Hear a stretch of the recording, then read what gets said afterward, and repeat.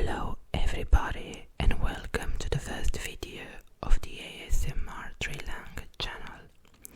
I made this channel as a way of sharing my love for languages and literature with the world. The Trilang part, or the trilingue part of the name, stands for the three languages that I love and speak and that I plan on using for the videos to come. And these are English, French and Italian. In today's video, I will be reading one of Boccaccio's short stories from his Decameron. Even if this work was originally written in Italian, I will read the French translation. Feel free to point out any mistake that I make, as neither of these languages is my mother tongue. On peut maintenant commencer la lecture.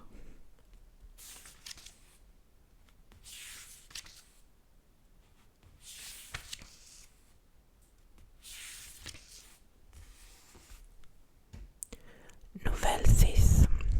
Somme pour 1. Il n'y a pas longtemps que dans notre ville vivait un cordelier qui avait la charge d'inquisiteur de la foi.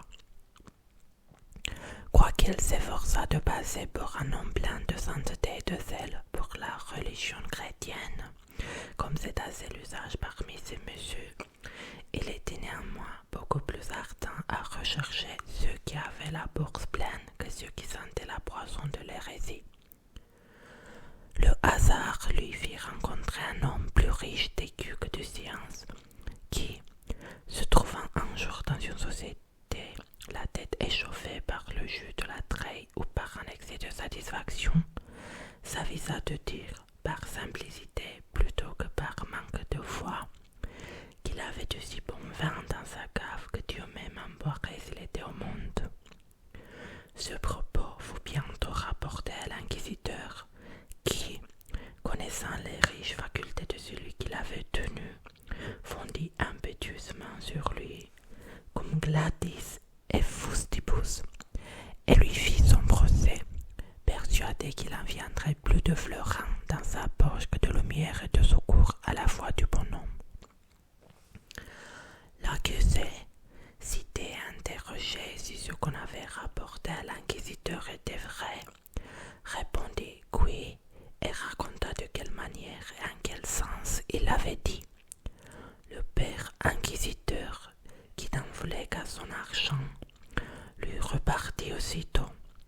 Est-ce que tu t'imagines que Dieu soit un buveur et un gourmet de vin excellent, comme un chancillon,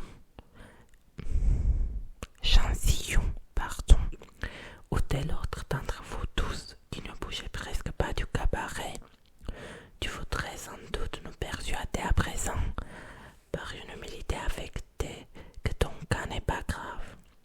Mais c'est vainement, et si nous faisons notre devoir, tu seras condamné à être brûlé. Ces menaces et plusieurs autres, prononcées d'un ton aussi véhément et aussi dur qu'il c'eût été question de quelque épicurien qui eût nié l'immortalité de l'âme ou douté de l'existence de la divinité, jetèrent la terreur dans l'esprit du prisonnier. Après avoir quelque temps rêvé sur sa situation et avoir cherché quelque expédient pour adoucir la rigueur de sa sentence, il imagina de recourir à l'onguent de Plutus et d'en frotter les mains du père inquisiteur. Ne connaissant pas de meilleur remède contre le poison de l'avarice qui ronge presque tous les ecclésiastiques et les cordeliers surtout, sans doute parce qu'ils n'osent toucher d'argent. Quoique Galien n'ait point indiqué cette recette, elle ne laisse pas d'être excellente. Le bonhomme y eut recours et fut dans le cas de s'en applaudir. L'onction produisit des effets si merveilleux que le feu dont il avait été menacé se convertit en une croix. Il en fut revêtu, et comme s'il eût dû faire le voyage de la Terre Sainte, et qu'on eût eu du sang d'en décorer sa bannière, on lui donna une croix jaune sur un fond noir. Après quelques pénitences peu rigoureuses, l'inquisiteur lui accorda sa liberté dernière pénitence, il entendrait tous les matins la messe à Sainte-Croix, et qu'à l'heure du dîner il viendrait se présenter devant lui jusqu'à nouvel ordre, et lui permit de disposer du reste du jour comme il voudrait. Pendant que le pénitent remplissait exactement ce qui lui avait été prescrit, il entendit un jour chanter à la messe ces paroles de l'Évangile. « Vous recevrez 100 pour 1 et posséderez la vie éternelle. » Frappé de ce passage, il lui resta gravé dans la mémoire.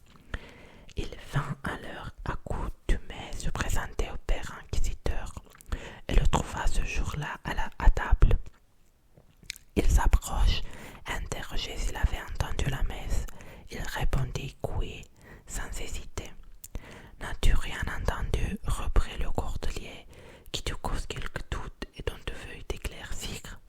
« Non, mon révérend père, je crois tout fermement et ne te doute sur rien.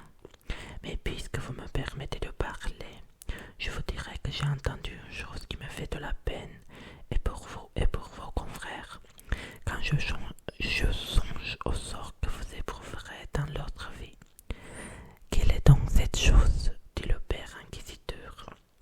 C'est ce mot de l'Évangile, répond le pénitent, où il est dit « Vous recevrez 100 pour 1. » Il n'est rien de si vrai, reprit le père, mais je ne vois point là ce qui peut avec des efforts pour nous.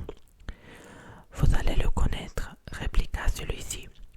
Depuis que je fréquente votre couvent, j'ai vu donner aux pauvres qui sont à la porte tantôt une, tantôt 2 chaudières de soupe, qui sont, à la vérité, que les restes seuls conservent à chacun de vous.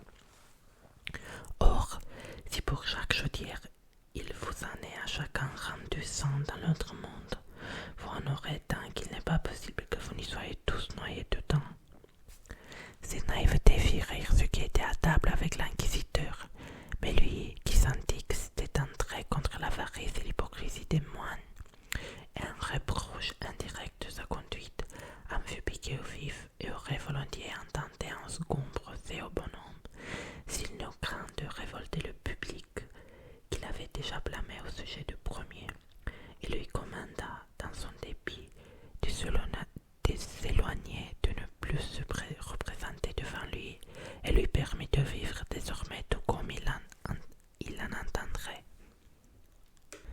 This was today's reading. I've read the 6th short story of the first day of Decameron. I'm sorry for the possible pronunciation mistakes, but I hope you find it relaxing. If you like this video, don't forget to